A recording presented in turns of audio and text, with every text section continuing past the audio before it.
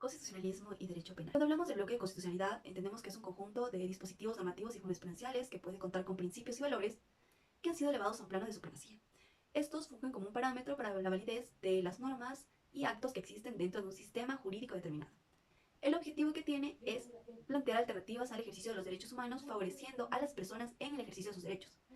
El bloque de constitucionalidad no busca que exista un debate entre la supremacía de normas, más bien que se reconozcan los derechos humanos como un requisito esencial y la vara sobre la que se mide la validez de un proceso y los actos que lo conforman.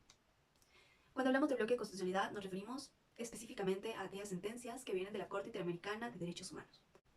Es importante recordar que el Ecuador es un Estado garantista de derechos y esta corriente se ve reflejada también en el derecho penal ecuatoriano. Es por ello que cuando hablamos del derecho penal nos referimos a esta potestad sancionadora que únicamente tiene el Estado, que se ve manifestada por medio de los procedimientos penales. Es importante tomar en cuenta que el derecho penal es ambivalente. Por una parte protege derechos, pero por otra los restringe. Es por eso que es importante que se encuentre un balance entre la protección de estas garantías para las partes dentro de un proceso penal, pero también sobre una búsqueda de evitar la impunidad. Es por ello que con el fin de que exista este balance existe un marco normativo que responde a principios y garantías procesales.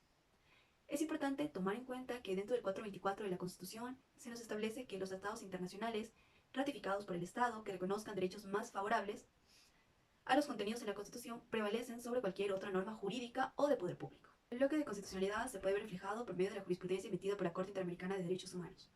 Se ha traído a colación el caso Suárez versus Ecuador, que sucede el 23 de junio de 1992 en que el señor Suárez fue detenido mediante un operativo que tenía como fin desmantelar una organización de narcotráfico internacional. Sin embargo, su detención se hizo sin orden judicial y sin ser encontrado en flagrancia. Él fue inmediatamente llevado a rendir su declaración sin un abogado defensor, además de haber sido incomunicado hasta el 28 de julio de 1992. Con fecha 23 de julio de 1992 se dicta el auto de prisión preventiva y no es hasta marzo de 1993 que interpone un recurso de habeas corpus, mismo que tendría una respuesta hasta el 25 de agosto de 1993. Con fecha 10 de junio de 1994 se niega este recurso. Con fecha 10 de julio de 1995 se abre la etapa plenaria del proceso. En este se resuelve que la prisión preventiva sea revocada ya que no cumple con los requisitos necesarios y, aunque fue ordenada su inmediata liberación, esta no sucede hasta el 26 de abril de 1996. La Corte Interamericana de Derechos Humanos de los hechos expuestos resuelve de la siguiente manera, y es primero que no se encuentra en debate si el señor Suárez fue culpable o no. La realidad es que se determina o se busca entender si es que estuvo sometido a un juicio justo que respetara las garantías y principios procesales.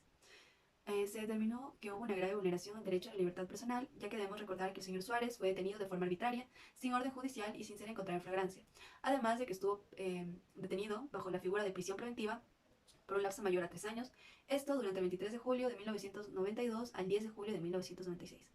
Por otra parte, se manifiesta una grave afectación a la dignidad humana, ya que debemos recordar que las personas privadas de libertad son titulares de derechos con las respectivas limitaciones que establece la norma.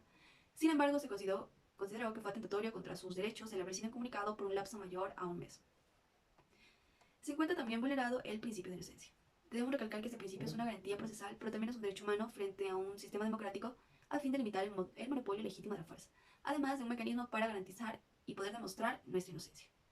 La realidad es que nadie será tratado como culpable hasta que no exista una sentencia ejecutoriada que demuestre ello. Es por eso que el señor Suárez se ve vulnerado con la inequívoca forma de aplicar la medida cautelar de prisión preventiva, ya que no se cumplían los requisitos que establecía la ley. Además de que en la sentencia se nos menciona que el delito por el que fue sentenciado tenía una duración máxima de 2 años de pena privativa de libertad. Y finalmente se ha violado también el principio de la impugnación procesal. Este que reconoce que toda persona tiene derecho a recurrir un fallo, resolución o auto definitivo. Podemos creer que porque el señor Suárez interpuso el recurso de habeas corpus, este principio no se violentó. Sin embargo, la Corte Interamericana es muy clara al especificar que, si bien se garantiza el derecho de interponer este recurso, también enfoca o engloba el que reciba una respuesta rápida y sencilla por parte de las autoridades públicas. Y en este caso, el señor Suárez no recibió una respuesta hasta 14 meses después. De la exposición de los hechos podemos concluir que el bloque de constitucionalidad es un estándar basado en los derechos humanos que permite verificar si las sentencias, procesos penales o cualquier acto se hizo siguiendo las garantías y principios que nos establece el debido proceso. Además, guarda especial importancia en el derecho penal ecuatoriano, ya que sirve como un precedente jurisprudencial y también como una guía para los juzgadores, ya que ante la duda siempre debe haber un apego estricto a la ley y siempre tomando en cuenta el principio pro ser humano.